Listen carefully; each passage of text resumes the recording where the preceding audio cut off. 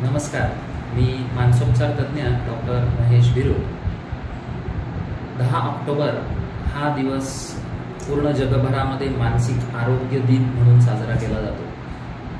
त्यानिमित्त जगभरात मानसिक आरोग्याची जनजागृती करण्यासंबंधी विविध प्रकारचे उपक्रम राबवले जातात. त्याचाच एक भाग म्हणून मोक्ष फाउंडेशन पुनर्वसन आणि रिहॅबिलिटेशन सेंटरतर्फे आम्ही देखील विविध प्रकारचे उपक्रम राबविणार आहोत. मानसिक आरोग्याबद्दल जाणीव आणि जागृती दिवसेंदिवस वाढत चाललेली आपल्याला दिसते आहे.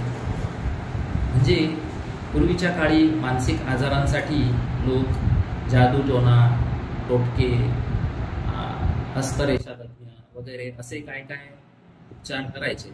परंतु आता जागृती वाढल्यामुळे लोक शास्त्रीय उपचार पद्धतींकडे वळताना आपल्याला दिसत आहे.